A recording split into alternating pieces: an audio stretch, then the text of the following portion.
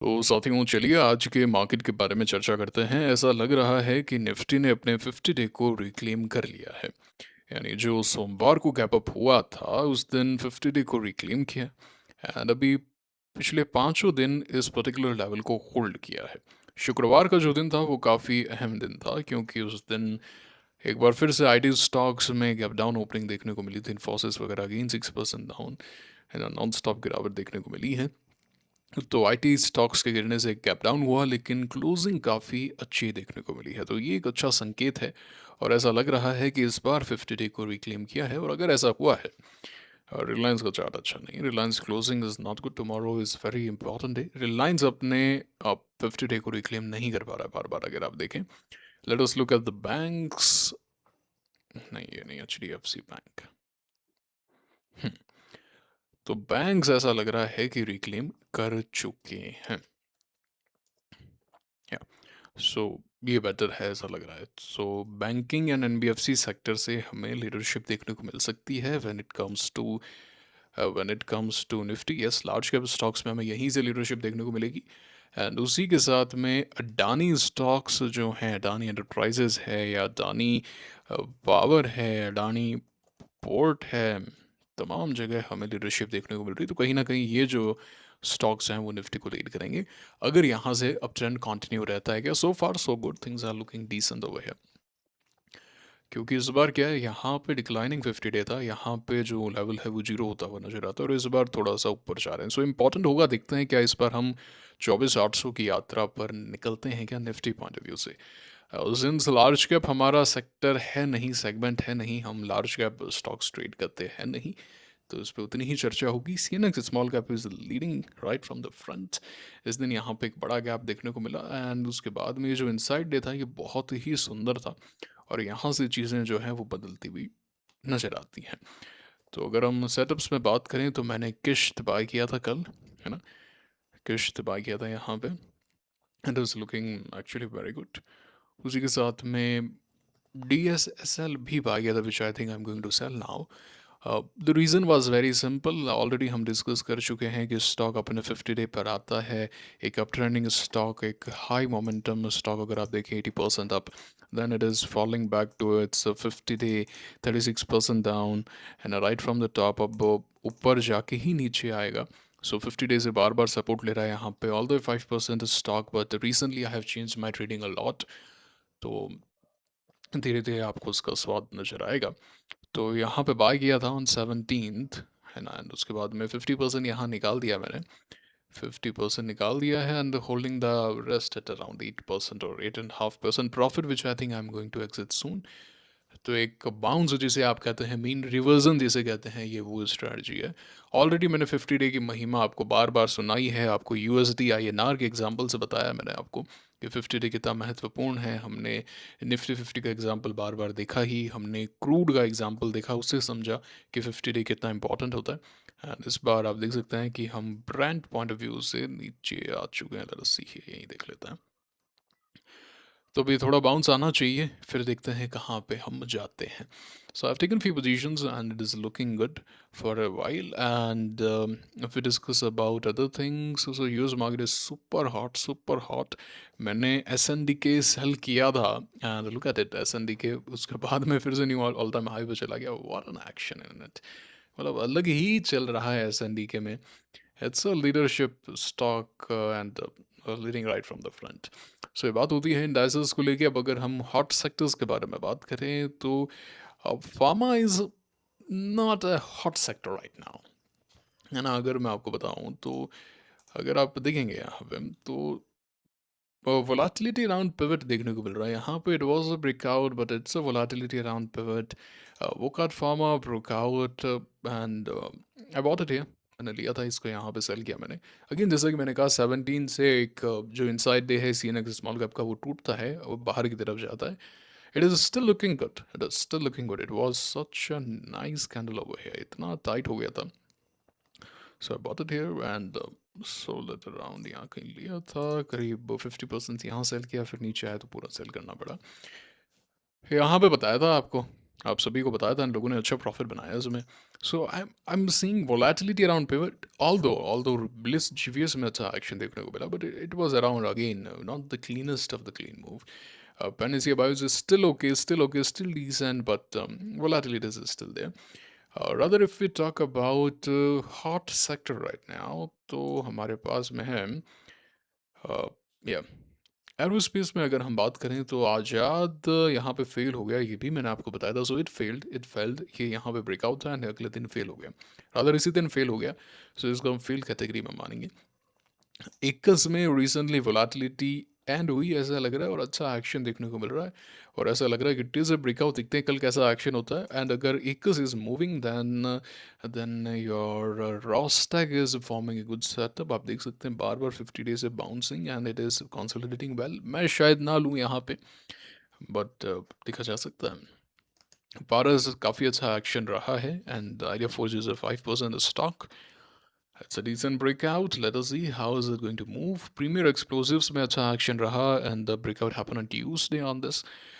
Naib after volatility is moving up, so seems like your defense sector is pretty hot right now. And your Gentech has moved. Gentech ने यहाँ पे movement दिखाया. So we have one setup and it's Apollo. It's looking decent. Rather, it's very good. It's perfect. And it should move. देखते हैं, हम एक और break पर है.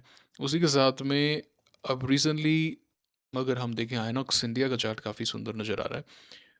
It's a pull back sort of trade, but या कोई देखना चाहे तो डेफिनेटली यहाँ पे देख सकता है. Let us look at some more recent breakouts. So recent breakouts में वेंदे टेल अगेन, जो मैं आपको पहले बता ही चुका हूँ, ऑप्टिकल फाइबर केबल की जो थीम है O F C, it's super hot right now. So या इट्स अ गुड ब्रेकआउट. देखते हैं कल कैसा एक्शन रहता है, कंटिन्यूएशन रहता है क्या. मुझे दो तीन चीज़ें देखनी होती. सबसे पहले मैं ये देखता हूँ कि भाई मार्केट के अंदर क्या चॉपिनेस है या फिर अप ट्रेंड है. जैसा कि आपने देखा वेंसडे से मूवमेंट आना शुरू हुआ, सो आई स्टार्टेड बाइंग एंड चॉपिनेस ख़त्म हो गई उस दिन. सेकंड नंबर पे मैं ये देखता हूँ कि कौन से सेक्टर हॉट हैं, एंड उसी के साथ में वो जो सेक्टर हॉट है उनमें कैसा एक्शन है, क्या वोलाटिलिटी अराउंड पिवट है क्या. जैसे फार्मा में हमें वोलाटिलिटी अराउंड पिवट देखने को मिला. आई थिंक डॉलर नीचे आने से इसका एक इम्पैक्ट पड़ा उस पर, क्योंकि फार्मा एक इकलौता है जो बेनिफिट कर रहा था. IT was not benefiting out of it. Dollar के नीचे आने से फार्मा पे कहीं ना कहीं इम्पैक्ट आया ऐसा लग रहा है मुझे. एंड हॉट सेक्टर में भी हम डिफरेंस चर्चा कर चुके हैं. एंड उसी के साथ में वहाँ पे जो स्टॉक्स हैं वो कैसा बिहेव कर रहे हैं, आर दे मूविंग और after breakout is there volatility. And इससे काफ़ी हद तक आइडिया लग जाता है कि मार्केट कैसा है. चलिए, तो this is a particular hot sector. B S C हमने यहाँ पे एक आउटसाइड डे बनाया, लेकिन एन एस सी ने D R H P file कर दी और एक बड़ा आई पी ओ है. और मज़े की बात यह है कि बी एस सी पर ही लिस्ट होगा, वो एन एस सी पर लिस्ट नहीं होगा. एन एस सी का आई पी ओ जैसे एन है वो केवल बीएससी पे लिस्टेड है, वो एन पे लिस्ट नहीं होगा क्योंकि उसमें एन की हिस्सेदारी है. सिमिलर रीज़न है कि अ, तो यहाँ पे वोलेटिलिटी तो आई है जरूर, लेकिन 2 दिन का इंसाइड डे है.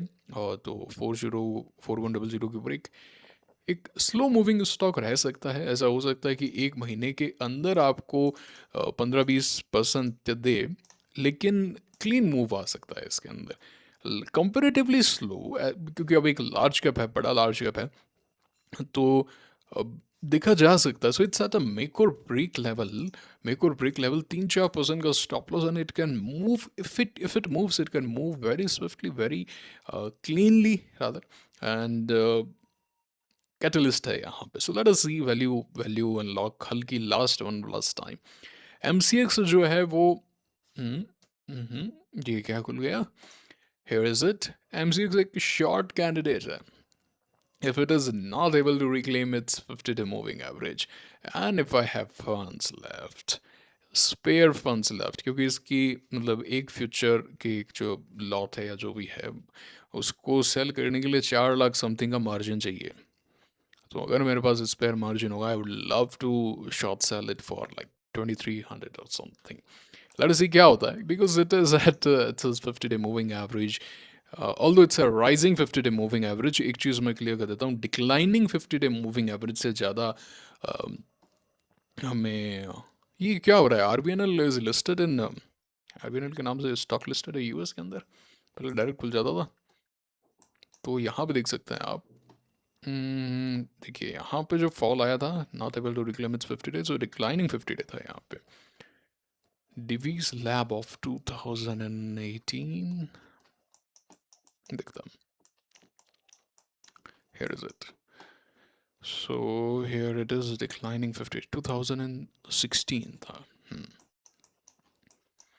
उसके बाद में भी हुआ था क्या, यहाँ पे भी डिक्लाइनिंग 50, सो डिक्लाइनिंग 50 डे होता है, सो हम देख लेना भैया, देख लेना। कृष्णा डिफेंस में ब्रेकआउट आया, clean max is still okay, यहाँ पे मेटा की डील आई, यहाँ पे लोगों ने बाय किया हुआ है, तो it is a very good buy, I must say very very good buy, and it is still looking good. All time high तोड़ता अच्छा मूवमेंट आ सकता है ऐसा लग रहा है। किर्लोस्कर ये बताया था मैंने आपको, and it has moved well, इस पर चर्चा की थी हमने। बी बॉक्स नीचे आ गया, now it is at make or break. Marksans pharma में ब्रेकआउट हुआ, but again inside days it's at make or break level again, so these are some recent breakouts. Walchandnagar has moved very swiftly, good action in Walchandnagar. JP power, JP associates तो delist हो गया, JP power अभी trading हो रही है ना, JP associates है ना, जेपी एसोसिएट्स डीलिस्ट हो गया ना, अडानी ने ले लिया if I am not wrong last year. Chart याद आ जाता है तो मैं देख लेता हूँ। यहाँ पे लेना चाहिए था यार, on this particular day 7th of July 2005। अच्छा याद है, पुराने सब्सक्राइबर्स को याद होगा, मैंने एक बात बताई थी आपको कि फैक्ट जो है वो 14 जून 16 जून इस रेंज के आसपास मूव करता है। अभी 16 तारीख को मूवमेंट आया इसमें, अगेन नैस्डैक। देखिए आप, although it is come down, that's different, all together different thing. 16 जून को ये करीब एक समय पे 14% ऊपर था। हर साल यहाँ पे मैंने इस दिन के आसपास एक्शन देखा है। So it was 14th of June 2023, then 20th of June। चलिए अगले साल कहाँ पे, देखिए 10 जून, और इस दिन 18 जून, तो इस जून की रेंज में यहाँ पे पता नहीं क्या हो जाता है इस स्टॉक में। यहाँ पे देखिए फिर से 3 जून के आसपास एक्शन आया है ना, 16 जून को इस दिन भी ऊपर था 2025 पे। तो इस स्टॉक का कोई एक सिक्लिकल है, पता नहीं क्या है, जून के अंदर इसके अंदर एक्शन रहता है भैया। तो ये मैंने अभी नोट किया, जब बताया था मैंने आपको, शायद we have discuss this before. So ये है, तो हमने एक आध सेटअप देख ली, बीएससी वगैरह देख ली। अच्छा, अब एक आध थोड़े डिफरेंट सेटअप्स भी हैं, जैसे लॉर्ड एसएमई है, काफ़ी टाइट हुआ है, ये काफ़ी तगड़ा टाइट हुआ, 1800 के ऊपर इसमें एक्शन आना चाहिए। रीज़न बीइंग, मुझे नहीं पता मैं लूँगा कि नहीं लूँगा इस पर्टिकुलर स्टॉक को, I am still not very confident about it, और other sure about it. Lloyds enterprises में रिसेंटली एक्शन रहा, लॉर्ड इंजीनियरिंग वर्क्स के अंदर रिसेंटली काफ़ी तगड़ा एक्शन रहा। So if overall the darling stock can move now, I don't know it can move, so it's coming right up from the 50 day, ठीक है। तो बाकी और अगर हम कोई स्टॉक डिस्कस करें तो वेद पावर है, प्लीज़ इसमें अभी सर्किट मत लगाना please. It is other breakout point 44 के ऊपर इसमें तगड़ा एक्शन आना चाहिए। It's a 5% stock for the next 5 days, यानी कि एक हफ्ता और, but I think it is going to move in a day or tomorrow, हो सकता है इसमें जल्द ही अपर सर्किट लगे। It's super perfect setup right now, और recent demerger can definitely give it a shot, ये बात है। तो ठीक है, फिर अब टेलीग्राम पे तो हम कोई डिस्कशन करने वाले हैं नहीं, क्योंकि टेलीग्राम अभी भी बैन है, 22 तारीख तक बैन रहेगा, उसके बाद में करते हैं चर्चा, है ना, टेलीग्राम पे। बाकी जियो का आईपीओ आ रहा है, ये आईपीओ की लिक्विडिटी को सकअप करने वाले हैं, दैट्स अ बिग प्रॉब्लम, है ना, that's a big problem in Indian market, but it's fine, will see, will have a look. Reliance Jio के आईपीओ में शेयर होल्डर कोटा है, तो एक शेयर ले लेना भैया, है ना, देर ना करना। अच्छा अलॉटमेंट होगा और प्रॉफिट भी होगा ऐसा लग रहा है। रिलायंस का एक और आईपीओ आया था ना, जियो का या समथिंग, जियो फिन आया था, उसमें एक सेटअप था, शायद हमने ट्रेड भी किया था अगर मुझे सही याद आ रहा है तो आईपीओ नहीं था शायद, डीमर्जर था, स्टिल मुझे याद नहीं आ रहा क्या था इसके अंदर, I am really forgetting it. यहाँ पे सेटअप था on this day 1st of Feb 2024। अच्छा, ये जो एक सेटअप है ना, ये मैंने काफ़ी बार देखा है, काफ़ी नोट किया है। Let me show you Midwest में, मतलब मुझे इतना समय चाहिए, अगर मतलब मेरा तो ऐसा मन करता है कभी कभी 2-3 घंटे की क्लास लगे, मतलब मैं परतों के अंदर हम जाके डिस्कशन कर सकते हैं। दिस इज़ सिमिलर, जैसे मैंने अभी जियोफिन देखा, मेरे को तैयारी करके थोड़ी आता हूँ, मैं हर एक चीज़ आपके सामने लाइव करता हूँ। ऐसा नहीं कि भई ये मेरे को जाके बोलना है, ऐसा ये सेटअप डिस्कस करना, कुछ नहीं, we doing it live, in a live discussion है। तो जैसे मिडवेस्ट है, सिमिलर सेटअप है, देखिए ऊपर गया and then inside day, and अगले दिन आप देखिए हल्का सा लीकेज। अभी मैं जियोफिन के चार्ट पे फिर से जाता हूँ, ध्यान से देखना, बहुत कुछ सीखने को मिलेगा। जो लोग रोज़ वीडियो नहीं देखते हैं, मिस करते हैं, भगवान ही भला करे भाई उनका। इतना अच्छा एक नॉलेज मिल रहा है, सीखने को मिल रहा है। देख पा रहे हैं अभी यहाँ पे, it's in up day, good up day, and then inside, and then leakage, and then it's moving swiftly. उसके बाद में यहाँ पे फिर से पिवट था, यहाँ पे फिर से पिवट था। वो खार फार्मा सेम चीज़ नज़र आ रही है ये यहाँ पे, अप देन सिमिलर मान लीजिए इसको, and then it's a leakage, then inside it's a very very tight day, I tell you, it's a super tight day and I bought it, decent profit। बाकी आप लोगों को तो यही बता दिया था। इस पे भी मैं एक मेरी एक रिसर्च कर रहा हूँ, एंड काफ़ी हद तक हो चुकी है।